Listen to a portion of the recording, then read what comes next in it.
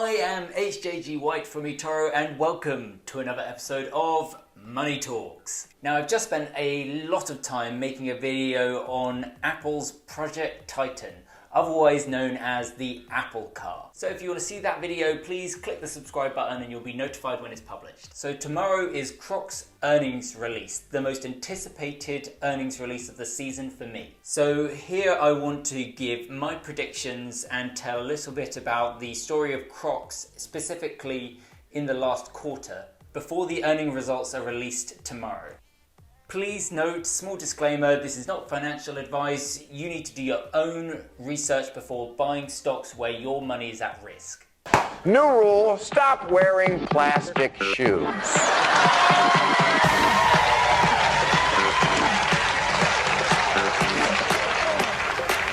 It was only a year ago when only preschoolers and mental patients wore these. But now grown-ups all over America have gone Croc crazy.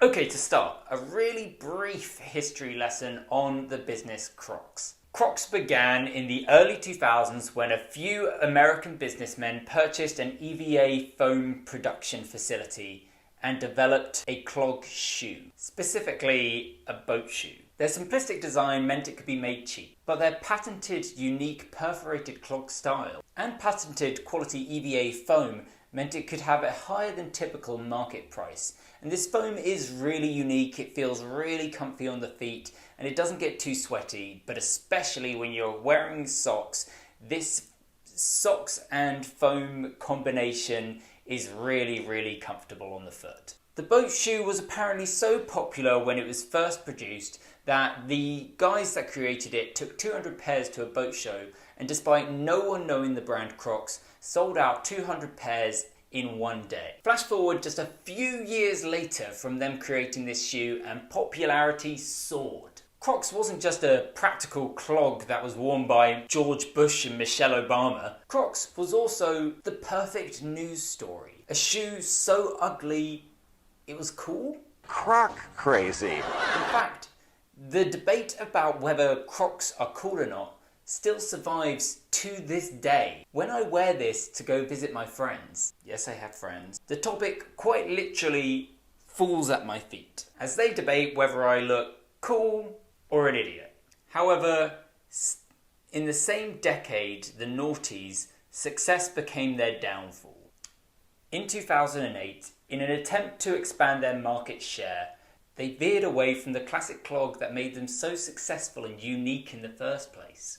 And despite making a really quite smart purchase in 2006 of the company Jibbitz, a company that could make little high margin jewels that could go into your Crocs, in 2008 the company suffered multiple quarterly earning reductions. There's no one reason for their sudden drop in popularity, but my theory personally is that their other designs couldn't strike that beautiful balance between ugly and cool that the clog did. And these other shoes that they were producing ate up their revenue that should have been devoted towards building clogs and appealed to smaller and smaller audiences and also creating smaller and smaller margins per product, while complicating the overall brand image of Crocs itself. Once the train finally stalled, it was hard to get those gears turning again,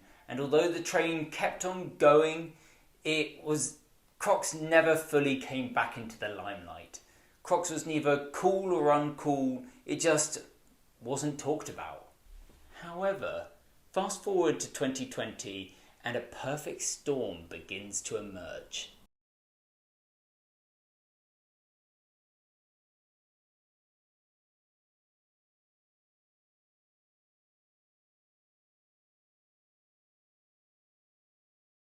Crocs, under new management with a new CEO, spent the end of the decade refocusing on their mega margin classic clog with some new really funky colours and mega resurgence of noughties 90s nostalgia. And this time they begin taking off right before the pandemic hits. Suddenly, enormous amounts of people are no longer going into the office. Comfort becomes the main focus for people, and the slider clog market explodes. Meanwhile, the CEO has brought their Jibbitz business to center focus, jumping perfectly into meme culture, with little Jibbitz like Baby Yoda Jibbitz. Perfect for meme-ness. So you can take your favourite thing and showcase it on your foot. But sadly, then we reached 2022, where surely now the party has to end. The pandemic is over and people are going back to work. Interest rates are rising and fear is hitting the entire market. People are spending less. How, in this market, can Crocs continue to maintain their absurd return on invested capital and revenue growth? Well, this time, Crocs didn't make the same mistakes as 2008. The new management keeps the Crocs product line slick. And instead, this time to grow revenue, they purchase another company, HEYDUDES. Now, for a company with a revenue of 600 million, 2 billion might seem like a pretty hefty price tag. However, this debt was brought into the business at a time of record low interest rates. This is the lowest interest debt you could possibly imagine. And in Q1 2022, despite poor estimates, this purchase seems to pay off, as Crocs unexpectedly have their best Q1 on record coming out of the pandemic.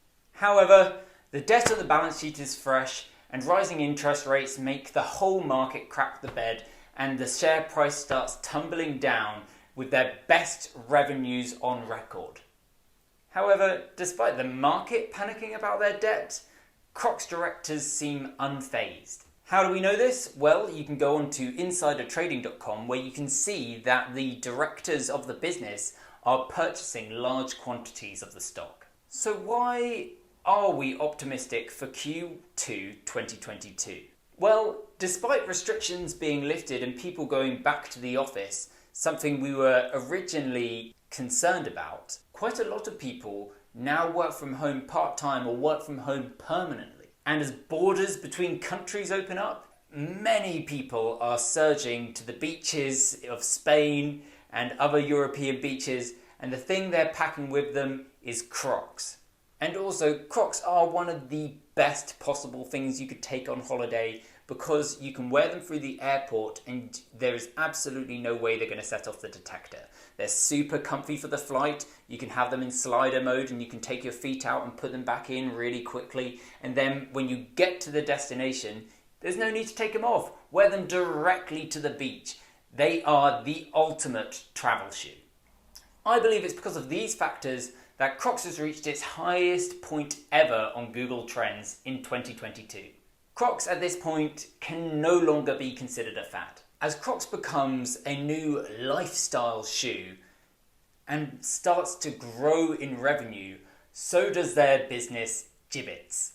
And also, they seem to be using the lesson they learnt with marketing to apply to their new acquisition, HEYDUDES, as this also appears to trend on Google Trends, as it reaches its highest ranking ever for July.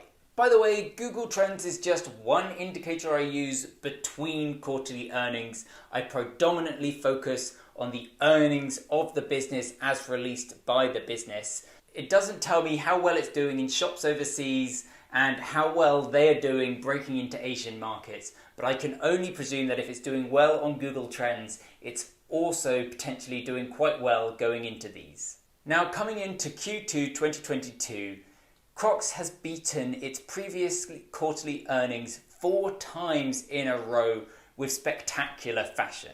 And what's great is finally on Q2, building up to the announcement, the market seems to be noticing the business, as this is the first time in 4 quarters that the market consensus is that Crocs will beat its earnings. The question is only by how much. The faith in the business seems justified. The CEOs seem to be doing a very good job directing the business. They're not making the same mistakes as they did in previous years and are stepping forward with much better ambitions for increasing market share and revenue without tainting the aspects of the business and the brand that are working. What this leaves you with is more or less the same business that 2 years ago got a return of invested capital of 50% and then the next year got a return of invested capital of 100%. with no indication that it's slowing down. However, that's what we can't know for sure until tomorrow's earnings. And by all means, there are risks that I haven't gone into in this video. But this is the lens with which I'm looking at the stock and why I'm so comfortable letting it fill a 10% slot of my eToro portfolio. Right guys, thanks so much for watching. This is my first year doing YouTube videos and my goal is to hit 1,000 subscribers by 2023. So if you could please do me a favor and click subscribe, that would mean a hell of a lot to me. Thank you so much and goodbye.